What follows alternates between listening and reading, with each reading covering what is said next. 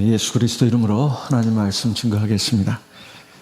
우리가 살아가면서 문득 갖는 의문이 있습니다.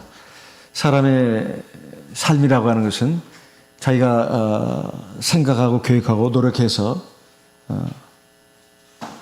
행복하고 불행한 인생이 결정되는가, 아니면 숙명적으로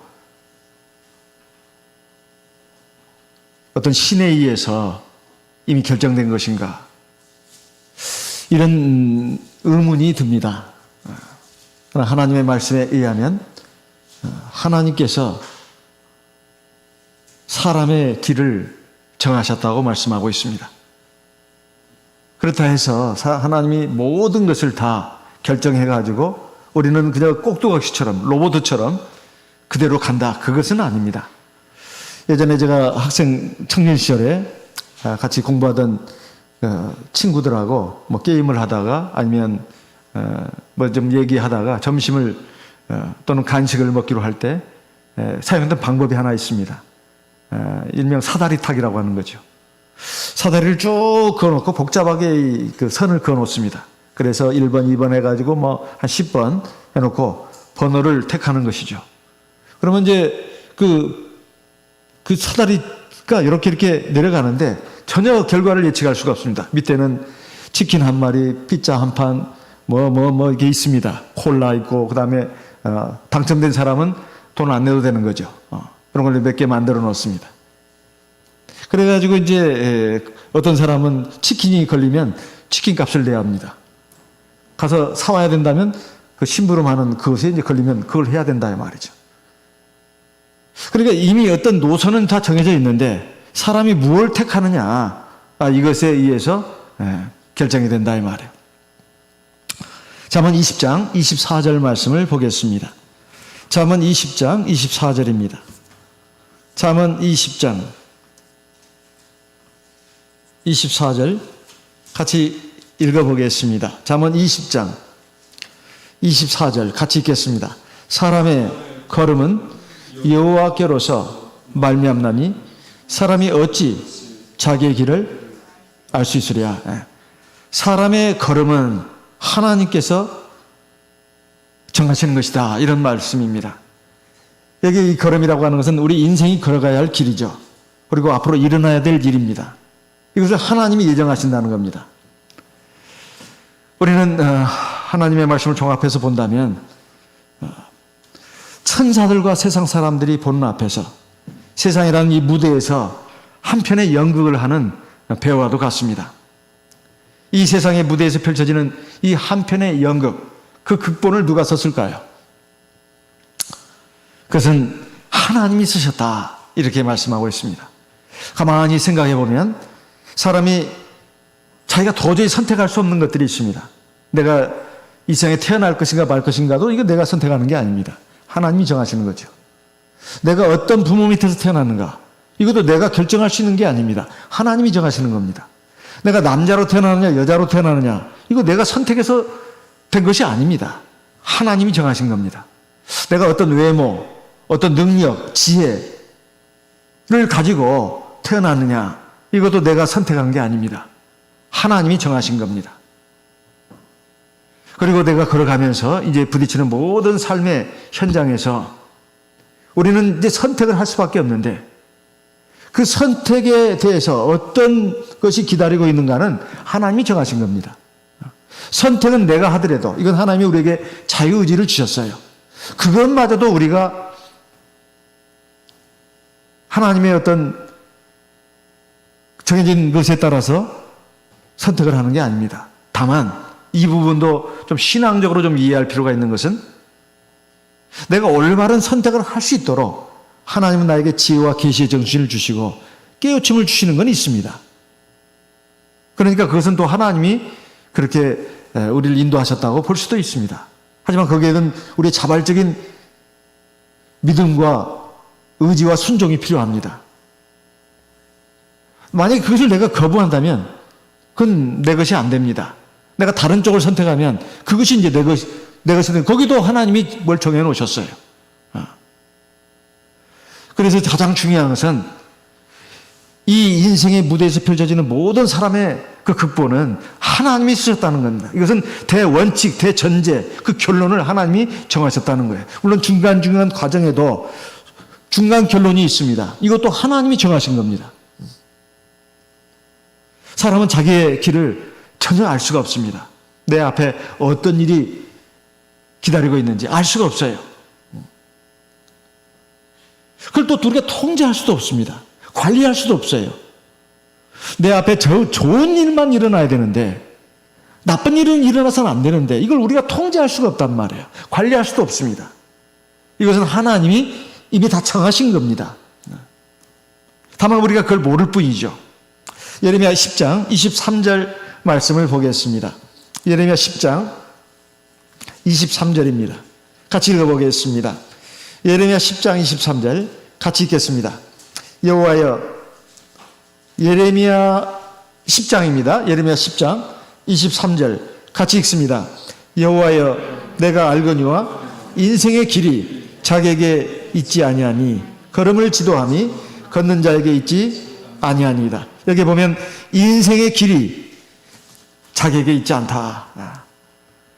우리가 아무리 노력해도 우리의 걸음을 결정할 수가 없습니다. 그래서 그럼 누가 결정하나? 하나님이 결정한다는 거예요. 하나님이 인도하시고 결정한다는 겁니다. 그래서 우리의 일생을 갖다가 하나님께 부탁하고 하나님 내 발걸음을 잘 인도해 주십시오. 이렇게 구하는 것이 굉장히 중요합니다.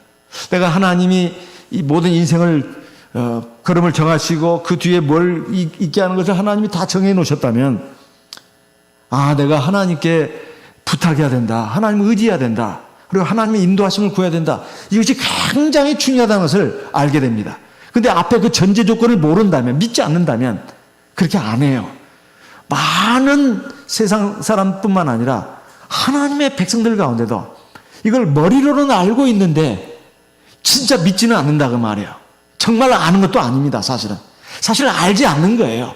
그냥 그런갑다 이렇게 그런 말이 있대 그 정도입니다. 그걸 안다고 할 수가 없죠. 진짜 안다면 그걸 믿는 겁니다. 하나님이 모든 것을 다 이렇게 정해 놓으셨다. 그리고 우리는 하나님이 원하시는 길로, 기뻐하시는 길로 가면 그것 좋은 것을 반드시 내가 내 것이 되게 할 수 있다는 거죠. 그래서 내가 아무리 그것 상관없이 내가 머리 잘 쓰고 계획 잘 세워가지고 목표 잘 세우고 그래서 열심히 노력하면 내가 그 꿈을 이룰 수 있다. 그 생각을 깨야 합니다. 그 생각 깨야 돼요. 그 잘못된 생각입니다. 그러나 이 오해해서는 안 되는 것은 그러면 사람이 꿈이나 목표를 세울 필요가 없다는 말일까요? 노력할 필요가 없다는 말일까요? 그 말이 아닙니다. 꿈을 세우고 목표를 세우더라도 하나님께 물어야 합니다.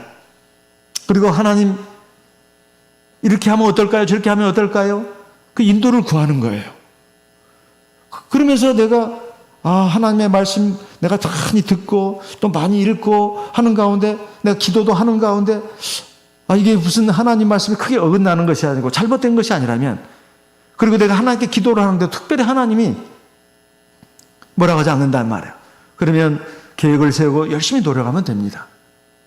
그렇지만 그것도 그대로 꼭 돼야 된다 그렇게 생각해서는 안 됩니다.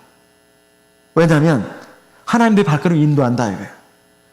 근데 이렇게 하니까 안 됩니다. 막혀요. 그러면 하나님의 뜻이 아니구나 그렇게 생각하면 됩니다. 그리고 하나님께 감사하면 되는 거예요. 실망할 필요가 없어요. 안타까울 필요가 없어요. 내가 원하는 것, 내가 그렇게 간절히 바랬던 것이 안 됩니다. 그리고 내 것이 안 돼요. 하나도 아쉬울 필요가 없어요. 왜냐하면 하나님이 허락하지 않는 겁니다. 허락하지 않았다고 해서 내가 속상할 이유도 없어요. 왜냐하면 그것을 만약에 간다면 나한테 안 좋은 겁니다. 나한테 나쁜 거예요. 그러니까 하나님이 막으신 겁니다. 그러니까 이 믿음이라고 하는 것은 하나님이 인생의 발걸음을 정하신다.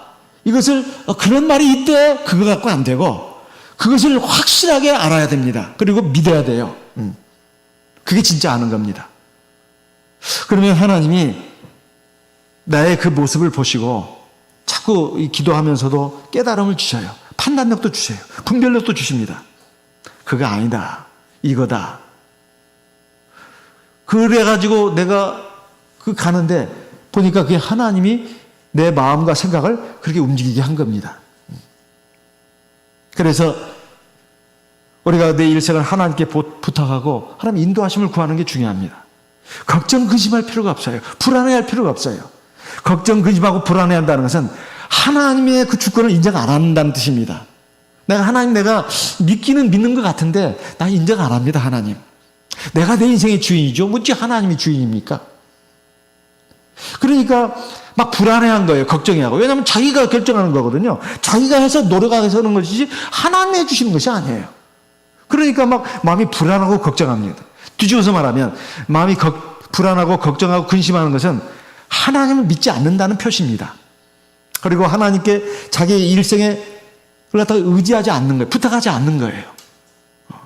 그리고 하나님이 나를 가장 좋은 길로 인도한다는 것을 믿지 않는 겁니다. 인정하지 않는 거예요. 하나님 기뻐하실까요? 기뻐하지 않습니다. 하나님 슬퍼하십니다. 하나님 우리의 아버지십니다. 이 세상 누구보다도 나를 사랑하십니다. 왜 누구보다도 나를 사랑하신다고 말하냐면 창세전에 하나님이 나를 택하셔가지고 나를 이 세상에 내보내기로 결정하시고 나를 어떤 부모 밑에서 태어나게 하셨습니다. 이건 하나님이 하신 일이에요. 부모가 한 일도 아닙니다.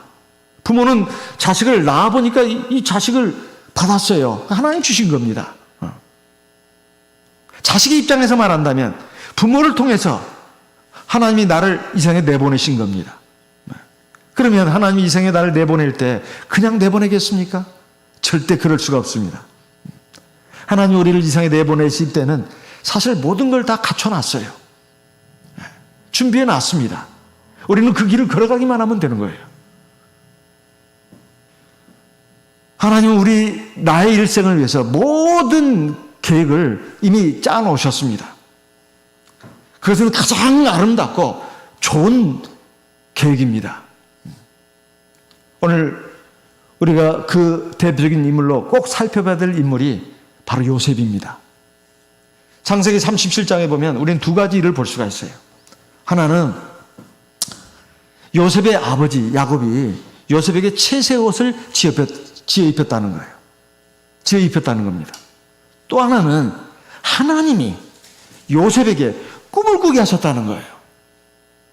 창세기 37장에서 이 채색 옷하고 꿈은 굉장히 중요한 두 단어입니다. 왜 그럴까요? 이 아버지 야곱이 그 많은 아들들 가운데 유독 요셉에게만 채색 옷을 지어 입혔어요. 왜 지어 입혔을까요? 창세기 37장 5절 말씀을 보겠습니다. 창세기 37장 5절입니다. 요셉이 꿈을 창세기 37장 3절입니다. 3절 요셉은 노년에 얻은 아들이므로 이스라엘의 여러 아들보다 그를 깊이 사랑하여 위하여 채색 옷을 지었더니 왜 야곱이 그 여러 아들들 가운데서 요셉에게만 채색 옷을 지어 입혔느냐? 노년에 얻은 아들이기 때문에 이것도 있고요. 그 다음에 여러 아들보다 더 깊이 사랑했다 이 말이에요. 그게 무슨 말이냐면 최고로 사랑했어요. 최고로 사랑했기 때문에 채색 옷을 지어 입혔습니다. 그 다음에 또 하나 5절에 요셉이 꿈을 꾸고 자기 형들에게 고하매 꿈을 꿨어요. 이 꿈은 자기가 스스로 꾸고 싶어서 꾼 꿈이 아니에요. 하나님이 주신 꿈입니다. 하나님이 주신 꿈. 근데 이것 때문에 아버지 야곱이 요셉을 엄청 사랑해가지고 채색 옷을 지어준 이 채색 옷 때문에 그리고 하나님이 요셉을 엄청 사랑해가지고 꿈을 꾸게 하셨습니다. 그 꿈 때문에 채색 옷과 꿈 이 두 가지 때문에 요셉이 엄청 미움을 받았어요. 미움을. 그게 나오지 않습니까? 네. 4절에 그 형들이 아버지가 형제들보다 그를 사랑함을 보고 그를 미워해요. 채색 옷은 아버지 야곱의 요셉에 대한 편애예요. 편애, 치우친 사랑. 그 아버지 야곱이 요셉을 제일 사랑했어요. 제일. 그 편애 때문에 형들이 그렇게 미워했어요. 여기 미워한 이유가 나옵니다. 아버지 야곱이 동생 요셉을 사랑한 거, 그거. 두 번째는 꿈입니다, 꿈. 5절에 보니까 요셉이 꿈을 꾸고 자기 형들에게 고함해 그들이 그를 더욱 미워했더니 이번에는 하나님입니다. 하나님이 요셉에게 꿈을 꾸게 했는데 그 꿈 내용이 기가 막힌 내용이야. 그래가지고 요셉을 엄청 미워했어요. 그 꿈 내용 우리가 잘 알고 있습니다. 나중에 먼 훗날 언제 될지 모릅니다. 장래에 요셉이 세상적으로 사회적으로 형제들보다도 더 지위가 높아진다는 거예요. 그것 때문에 미워한 거예요. 그 채색옷, 꿈. 근데 사실은 이게 좋은 거 아닙니까? 아버지한테 어쨌든 간 다른 형제들은 좀 안 됐지만은 아버지 사랑을 받는다는 게 얼마나 중요한 거예요. 좋은 거예요. 그리고 하나님도 요셉을 사랑했습니다. 물론 아버지가 지혜롭게 한 건 아닙니다. 야곱이 우리가 종합적으로 본다면은 그 잘하는 것은 아니에요. 지혜롭게 한 건 아닙니다. 어쨌든 요셉의 입장에서만 본다면 아버지 저만 사랑해 주세요. 언제 그렇게 말한 적이 있습니까? 말한 적 없어요. 요셉이 사실 예수님을 예표하지 않습니까? 완전 무결한 사람이에요. 마음이나 뜻이나 말과 행동이 정말 완전 무결한 사람이에요. 그래서 예수님을 예표한다고 하지 않습니까? 그의 믿음이나 사랑이나 정절이나 지혜나 그리고 올바른 거 그런 것을 판단하는 그런 시비분별 능력이라든가 어디 흠잡을 데가 없어요. 그러니 아버지 야곱이 그 아들을 사랑할 수밖에 없습니다. 또 하나 하나님도 마찬가지예요. 하나님은 이 세상 모든 사람을 사랑하시지만 하나님이 더 사랑하시는 사람이 있어요. 바로 요셉 같은 사람이죠. 그런데 문제는 바로 이 요셉이 이 채색옷 때문에 이 꿈 때문에 형제들한테 미움을 받았다는 것입니다.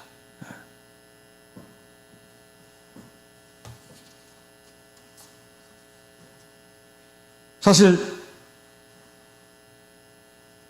아버지 야곱이 자기를 사랑해 채색옷을 지어 입혀주신 것은 이걸 어떻게 할 수가 없다 하더라도 이 꿈은 더더욱더 어떻게 할 수가 없습니다. 하나님이 그렇게 장래일을 보여주셨는데 그걸 어떻게 할 것이냐 이 말이에요. 근데 그 꿈을 갖다가 요셉이 또 말한 것, 물론 이것도 지혜 없는 행동입니다. 아주 꼬치꼬치 따지고 든다면. 하지만 성경에서는 요셉이 그걸 가지고 잘못했다 이렇게 말하지는 않습니다. 우리가 종합적으로 보면 요셉이 그건 지혜롭게 하지 않은 행동이라고 조금 엄격하게 본다면 그렇게 볼 수는 있습니다. 하지만 그건 하나님이 인생의 주제자, 인생의 주인이라고 하는 것을 보여주는 겁니다. 그리고 하나님이 쓰신 극본은, 인생 극본은 사람이 변경할 수 없다는 거예요. 그래서 창세기 37장 6절 7절의 내용은 이미 우리가 잘 알고 있듯이 편집단이, 형제들의 편집단이 요셉에게 절을 하고 그리고 하늘의 해와 달 11별들이 요셉에게 절을 하고 이런 꿈 아닙니까? 그 해와 달은 부모를 말하는 것입니다. 그리고 11별은 형제들을 말하는 거예요. 부모와 형제들이 요셉 앞에 엎드려 절을 한다는 것이죠. 그런데 앞으로 요셉이 어떤 인물이 될 것인가 하는 것을 보여주는 겁니다. 아주 높게 된다는 거예요.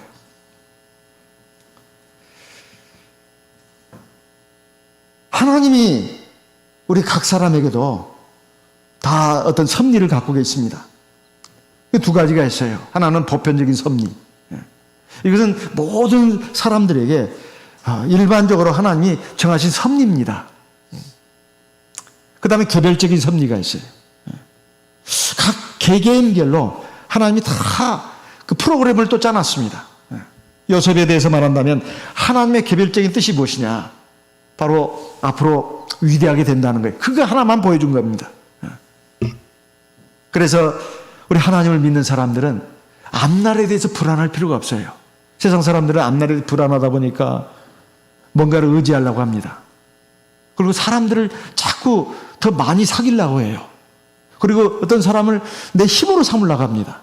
아니면 돈을 많이 벌려고 해요. 아니면 세상에서 뭐 든든한 어떤 의지가 될 만한 그 수단을 얻으려고 합니다. 그것도 저것도 마음대로 안 되면 점을 쳐요, 점을. 앞으로 내 운세가 어떻게 될 것인가. 그리고 헛된 우상에 가서 절을 합니다. 이거 다 필요가 없는 거예요. 사실 하나님의 백성들에게 정해진 운명은 다 좋은 것입니다. 다 좋은 거예요.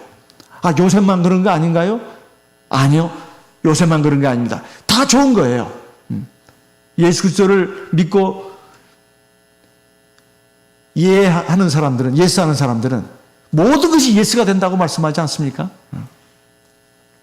그럼 그렇게 되려면 어떻게 해야 되느냐? 보통 살아가면서 많은 사람들은 돈이 좀 충분히 있어야 행복하다고 생각을 합니다. 돈이 많으면 인생에 문제 없다고 생각을 해요. 그렇지만 우리가 하나님 말씀을 잘 읽고 상고해 보면 그런 게 아니라는 걸 알 수가 있습니다.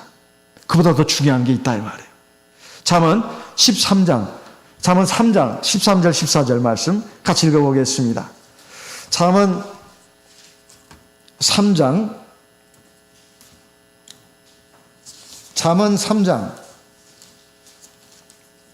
13절 지혜를 얻은 자와 명철을 얻은 자는 복이 있나니. 건너뛰겠습니다.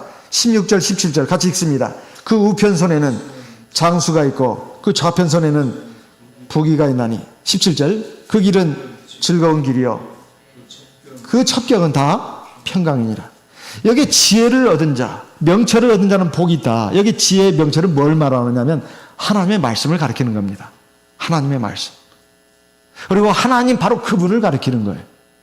하나님 바로 그분, 하나님의 말씀을 얻는 사람, 이런 사람은 복이 있다는 거예요. 어떤 복이냐?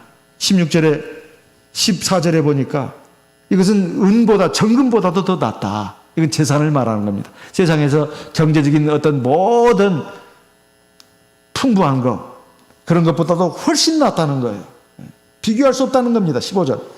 지혜는 진주보다 귀하니 너의 사모하는 모든 것으로도 이에 비교할 수 없었다. 진주, 이건 귀금속의 대명사 아닙니까? 세상에 재산적인 가치가 있는 것, 무슨 세상적인 유익이 있는 것들, 그 어떤 것을 가지고 하나님의 말씀과 하나님 그분과 비교할 수 없다는 거예요. 하나님을 얻는 사람, 하나님의 말씀을 얻는 사람은 진짜로 세상의 모든 재물, 세상의 어떤 이익보다도 제일 귀한 것을 얻었다는 것입니다. 바로 그 이유를 16절, 17절에 말씀하고 있습니다. 그 우편손에는 장수가 있고, 우편손은 뭘 잡는 손이에요. 뭘 잡는 아주 중요한 손 아닙니까? 우편손은. 장수가 뭐예요? 오래 사는 거 아니에요? 세상에서 가장 장수하는 사람이 누굴까요? 세상에서 가장 장수하는 사람. 답 쉬운 답이에요, 의외로. 죽지 않은 사람이에요. 죽지 않는 사람. 이게 제일 장수하는 사람 아니에요? 영생을 말하는 거예요. 하나님을 믿고 하나님 말씀을 따라가면 영생을 주신다는 것입니다. 그리고 그 좌편 손에는 뭐가 있다고요? 왼쪽 손에는 부귀가 있다는 거예요. 부귀는 부자가 되고 부유함이 있고 그 다음에 뭐예요? 존귀하게 된다는 것입니다. 세상에서 가장 존귀한 사람이 누구겠습니까? 하나님의 자녀 아니에요? 하나님은 그 증거로서 우리에게 성령을 주셨습니다. 너는 내 아들이다. 그리고 가장 부유한 사람이 누구겠습니까? 바로 우리들 아니에요? 천지 만물을 만들고 그것을 소유하고 계신 하나님을 아버지로 모신 우리들 아니겠습니까? 그리고 또 우리가 살아가면서 모든 참된 은혜, 풍성한 은혜를 다 하나님이 주시잖아요. 사람이 주는 게 아닙니다. 하나님이 주시는 거예요. 근데 이게 착각하는 사람들이 많아요. 사람이 나한테 준다고 생각해요. 사람한테 목을 겁니다. 그건 잘못된 것입니다. 그 사람의 생명도 하나님이 주관하시는 거예요. 어찌 누가 우리가 어떤 사람을 믿고 의지하겠습니까? 사람을 믿을 대상이 못 되는 거예요. 다만 우리 참 하나님 주 예수께서 우리와 함께 계시는 걸 내가 원하기만 한다면 하나님의 은혜는 끊임없이 우리에게 주어지는 거예요. 내가 계속해서 하나님을 추구하고 하나님 말씀을 따라가면 내가 하나님의 성품도 가질 수가 있습니다. 그리고 내 안에 있는 죄성, 육체의 정욕도 떨쳐버릴 수가 있어요. 그뿐이겠습니까? 정말로 내 한 번밖에 없는 인생에서 좋은 열매를 풍성하게 맺을 수 있습니다. 내가 살아가면서 누리는 기쁨과 즐거움을 내 가족도 누리게 할 수 있어요. 그리고 정말 중요한 것은 영원한 하나님 나라에 들어가서 영원한 생명과 영원한 풍요로움을 영원히 누릴 수 있다는 거예요. 부자가 아무리 세상에서 아주 부자로 살았다 하더라도 날마다 호화롭게 연락을 하고 잔치를 하고 자색 고운 배옷을 입고 평생을 즐겁게 살았다 하지만은 죽고 나니까 아무것도 아니었잖아요. 오히려 음부 속에 들어가서 고통을 겪었잖아요. 물 한 방울도 얻을 수가 없어가지고 막 너무 죽을 것만 같은데 죽을 수도 없어요. 이 세상의 삶이라고 하는 것은 지극히 짧은 겁니다. 진정한 부자라고 하는 것은 장차 천국에 들어가서 하나님의 영광을 누리는 사람이에요. 거지 나사로가 진짜 사실은 부자였던 거예요. 잠언 3장 17절에 아까 읽었던 말씀을 보게 되면 그 길은 또한 뭐라고요? 즐거운 길이요. 그 첩경은 다 평강이니라. 우리가 하나님의 말씀을 소유하게 되면 또 그것을 따라가게 되면 내 삶의 길은 기쁨과 즐거움이 있어요. 그리고 중요한 것은 평안이 있습니다. 그 첩경은 그 걸어가는 길은 평안이 있어요. 우리 일생에 하나님의 말씀을 따라가고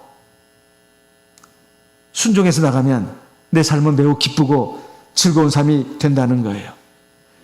그리고 평안이 있다는 것입니다. 하나님이 함께 하시면 내게 근심 걱정이 없어요. 이게 평안입니다.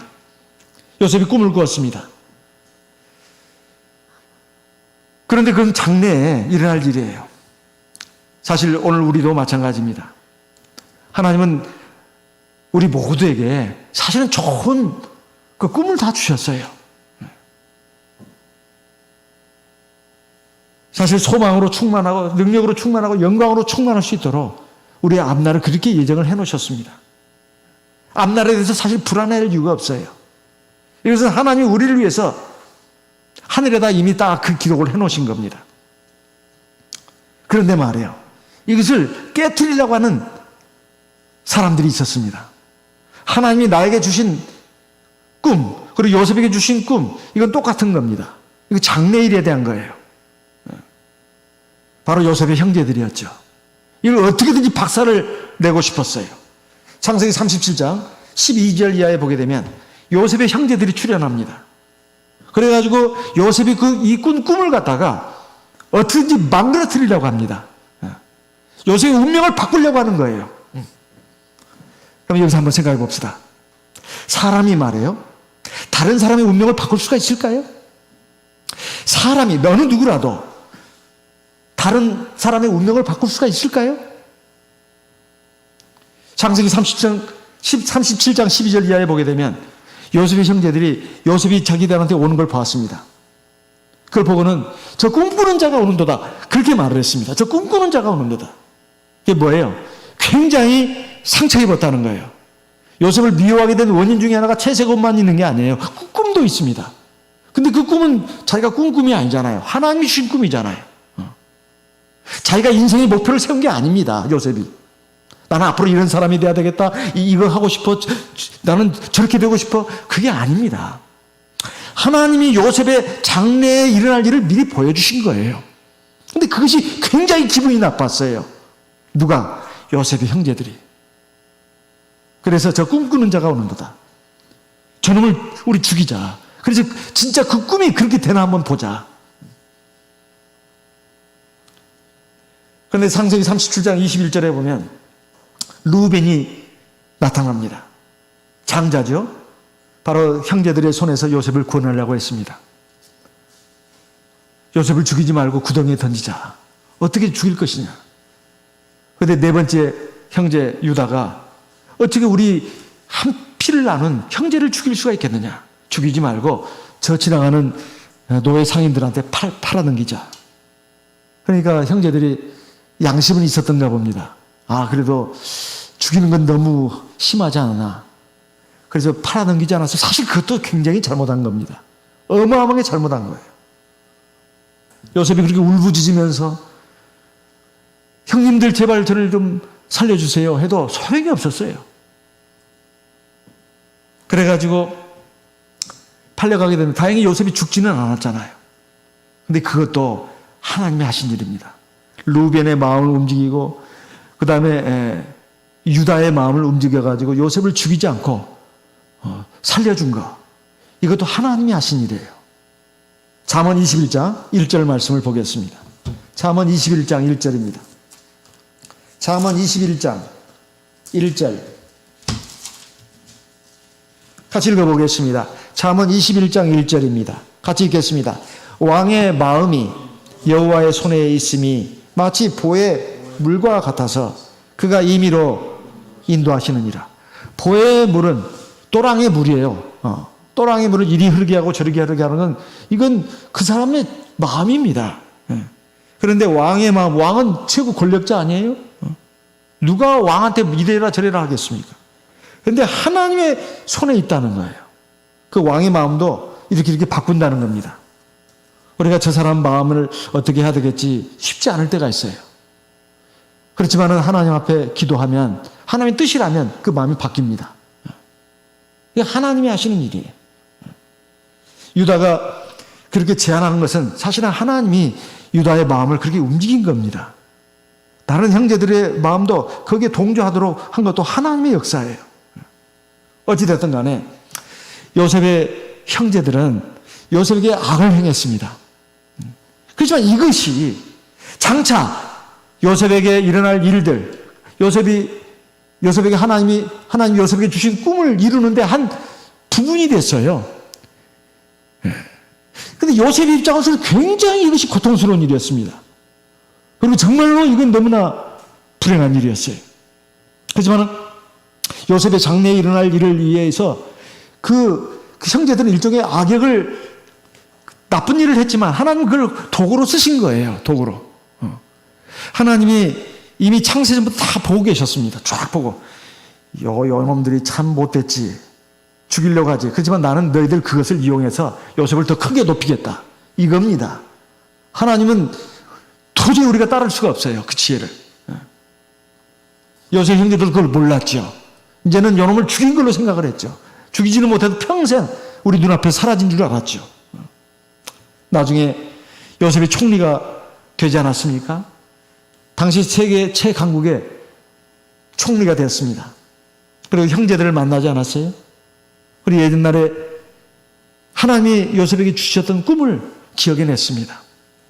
그래서 그 하나님이 자기 주신 꿈이 실현된 것을 깨달았어요. 형제들이 와서 막 자기 앞에 엎드리고 울면서 살려달라고 하고 제발 우리 살려주십시오. 그 이루어진 거 아니에요?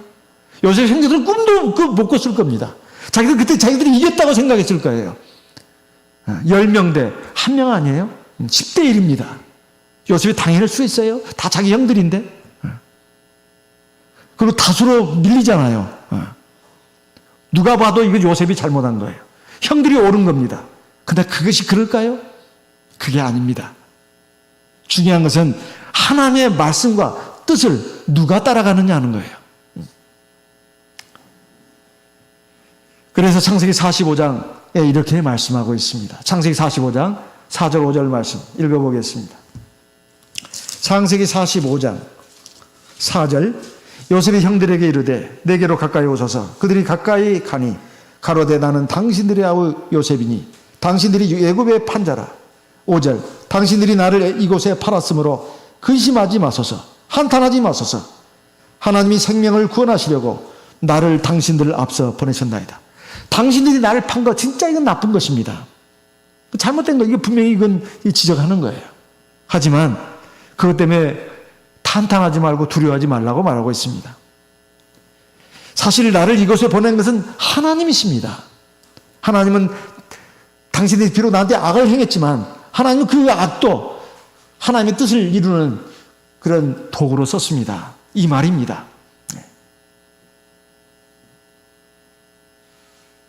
사람은 사실 하나님의 완전한 손 안에 있습니다. 하나님은 절대적인 하나님이에요.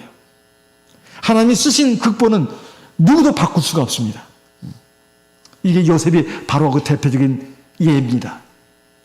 요셉의 형제들은 요셉의 운명을 어떻게든지 바꿔보려고 했어요. 기분이 굉장히 나쁘단 말이에요. 아버지가 채색 옷 입힌 거, 그것보다도 더 기분 나쁜 것은 하나님이 요셉에게 주신 꿈이 정말 기분 나쁜 거예요. 우리가 저놈한테 머리를 숙여야 돼? 그리고 엎드려서 절을 해야 돼? 이게 진짜 이건 아주 모욕적인 거예요.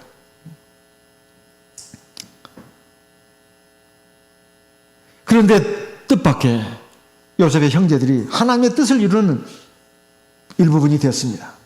이것이 우리에게 말씀하는 게 뭡니까? 요셉을 본으로 삼아야 된다는 거예요. 배워야 된다는 겁니다. 근데 중요한 것은 하나님이 이렇게 가물이 극본을 썼다 하더라도 요셉이 어떻게 했느냐, 이게 중요한 것입니다. 요셉은 실상 자기 눈앞에 펼쳐지는 현실은 완전히 달랐어요. 고통이고 절망이고 낙담입니다. 말로 달 수 없는 상처예요. 그런데 요셉이 거기에서 만약에 하나님이 기뻐하지 않는 방식으로 반응을 했다면 어떻게 됐을까요? 분명히 우리가 알아야 할 게 있습니다. 하나님의 극본은 분명히 써졌다 하더라도 고쳐서 지을 수 있다는 거예요. 예를 들면 예수님이 하나님 나라 일을 하기 위해서 밤새도록 기도하셨습니다. 다음날 아침부터 12제자를 부르셨어요. 그 12제자 가운데 가룟 유다가 있었습니다. 주님께서 밤새도록 하나님께 기도해가지고 12제자를 택했으니 그 12제자가 어느 하나가 잘못된 사람이 있었겠습니까? 없어요. 다 하나님의 마음에 맞는 사람들입니다. 하나님 기뻐하시는 사람이에요. 근데 왜 마지막에 가서는 가룟 유다가 예수님을 팔았습니까? 가룟 유다가 한 일이 과연 하나님 보시기에 옳을까요? 옳지 않은 겁니다. 하나님 보시기에 옳지 않다면 그 극본은 다시 써집니다. 그 극본이 바뀔 수 있다는 거예요. 치유에 가서는 어떻게 됐습니까? 가룟 유다는 목매달아 죽었잖아요. 그것도 가룟 유다가 한 일입니다. 더 나쁜 일을 했지요. 그리고 그가 예수를 팔아서 얻은 은 30은 자기 것도 되지 못했습니다. 그보다 더 애석한 일은 그가 구원을 놓쳐버렸다는 거예요. 사도의 직분도 잃어버렸습니다. 그는 본래 하나님이 택하신 12사도 가운데 한 사람입니다. 얼마나 존귀한 자리냐 이 말이에요. 요셉으로 돌아가서 말한다면 요셉이 애굽의 보디발 집에 팔려갔습니다. 참 요셉이 얼마나 기가 막혔을까요? 채색 옷이 노예 옷으로 바뀌었습니다. 우리 잘 알고 있는 내용이에요. 그런데 어떻게 됐습니까?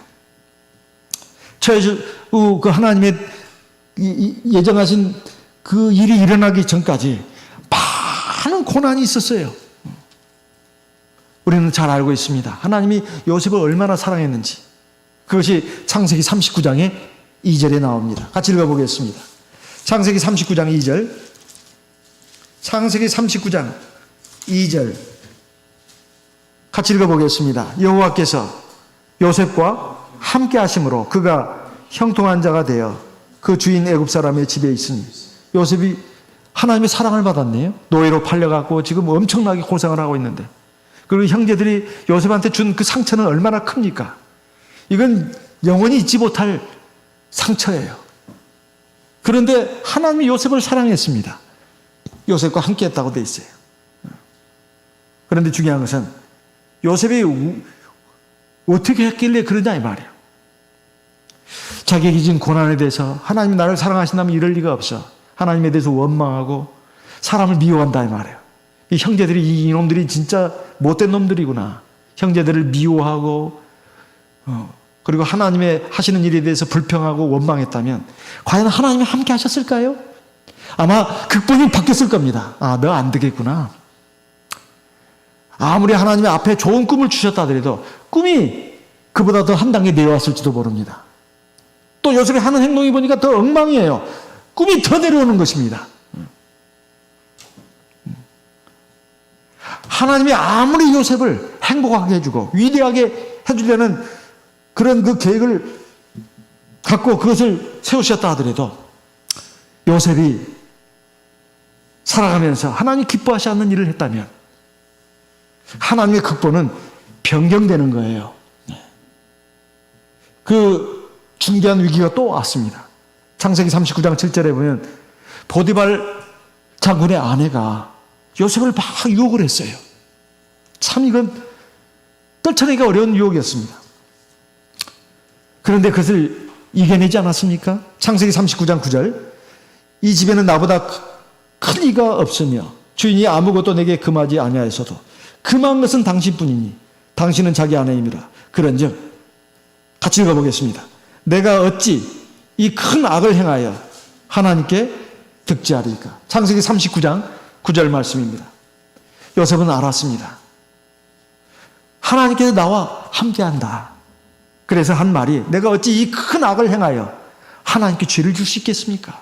보디발 장군의 아내에게 그 말을 했어요. 비록 자기가 외국의 노예로 팔려왔지만 그리고 지금 이렇게 고생을 하고 있고 아직도 상처를 안고 살아가고 있지만 하나님께서 나와 함께 하시는 것을 요셉은 확신했습니다.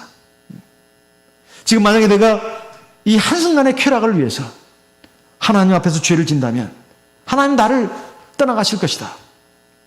하나님이 나를 떠나가신다면 이제 하나님의 은혜는 사라지는 겁니다. 그러면 요셉은 아마도 어쩌면 보디발 집에서 평생을 노예로 살아가야 돼요. 그러니까 우리가 알아야 합니다. 사람의 운명은 절대로 다른 사람에 의해서 바꿔지는 게 아닙니다. 자기의 운명은 누가 바꾸느냐? 자기가 바꾸는 거예요, 자기가. 내가 하는 모든 일이 하나님 보시기에 기뻐하시는 일이라면 하나님은 계속해서 나와 함께 하십니다. 하나님은 원래 나를 위해서 쓰셨던 좋은 극본의 결말 그대로 끌고 가십니다. 아무도 나의 운명을 바꿀 수가 없어요. 왜냐하면 나에 대한 모든 결론은 지금 하나님 나라에 딱 기록이 되어 있어요. 근데 반대로 내가 살아가면서 하나님이 기뻐하지 않는 일을 한다는 말이에요. 하나님께 죄를 짓는다는 말이에요. 그러면 하나님이 나를 떠나가십니다. 내 운명이 바뀌는 거예요.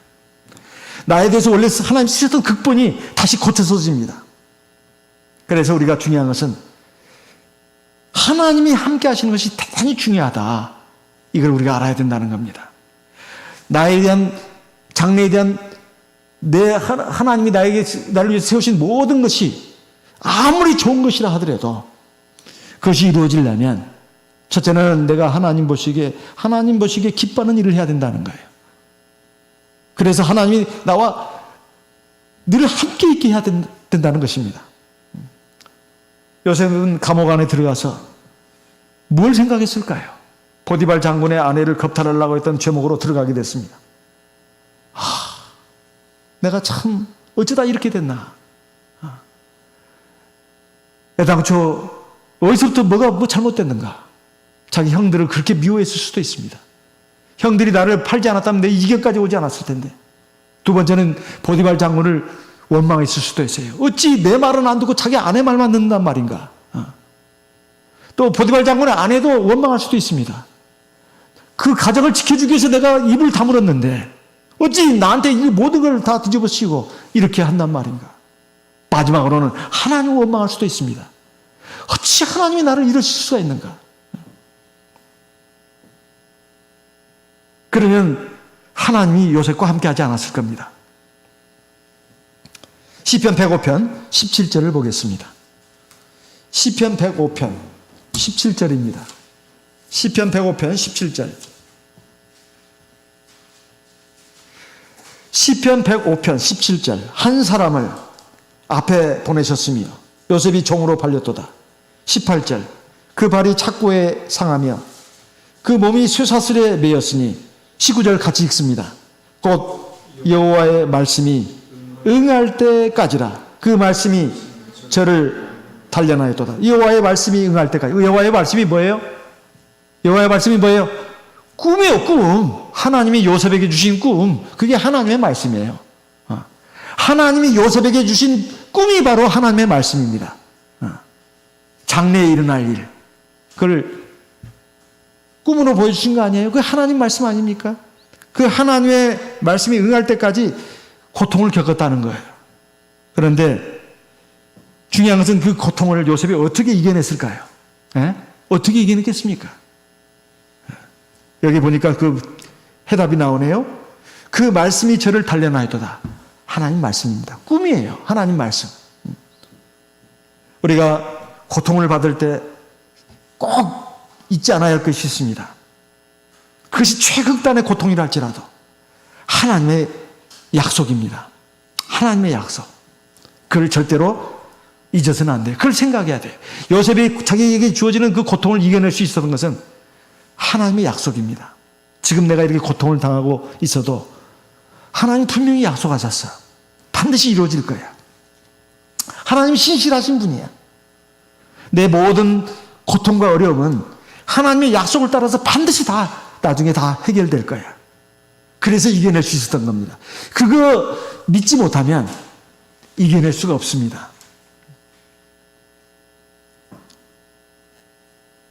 우리가 참 많이 약합니다. 그래서 참 불안하고 어리석고 그래서 잘못된 판단도 하고 잘못된 길로 가기도 합니다. 그래서 어떤 고통을 당할 때 참 견뎌내기 힘들어해요. 하지만 성경을 펼쳐서 하나님 약속을 보면 내가 힘을 얻습니다. 아, 하나님 모든 걸 다 보신다고 했어. 다 아신다고 했어. 중요한 것은 세상에 어떤 일이 벌어지고 어떤 사람이 나한테 어떤 나쁜 짓을 하고 이것이 중요한 게 아니라 내가 하나님 앞에서 어떤 모습을 보이는가. 이게 핵심이구나. 그걸 알게 됩니다. 네.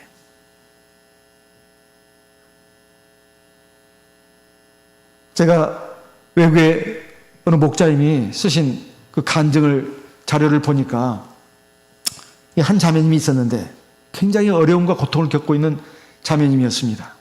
근데 이분이 교회를 이제 그때부터 막 나오기 시작하는데 예배를 한 번은 빠지지든지 않는다는 거예요. 네. 회당, 교회당에서 하나님께 드리는 예배는 말할 것도 없고 각 구역별로 이제 가정들로 이렇게 돌아가면서 예배를 드리면 거기도 막 차를 몰고 와서 예배를 참여한다는 거예요. 네. 그래서 어떤 분이 물었습니다. 아이고, 왜 이렇게까지 예배를 한 번도 안 빠지고 열심히 참여하십니까? 그 질문 같지도 않은 질문을 이렇게 했더니만 이 자매님이 하는 말이 아유, 이게 다 하나님의 은혜입니다. 제가 예배 시간 매번 참석할 때마다 그 말씀을 하나님 말씀을 이렇게 들어보면 다 나에게 딱 들어맞는 말씀을 하신다는 거예요. 나에게 꼭 필요한 말씀을 하신다는 거예요. 그 말씀을 듣고 내가 힘을 얻는다는 것입니다. 그리고 내가 하나님에 대해서 소망을 갖게 된다는 거예요. 굉장히 지금 고통과 어려움이 계속되고 있는데 예배 시간마다 와가지고 하나님 말씀을 들을 때마다 이건 나에게 주는 말씀이다 하고는 그 감사함을 받고 막 기쁨이 넘치고 힘이 얻는다는 거예요. 근데 현실은 어려웠어요.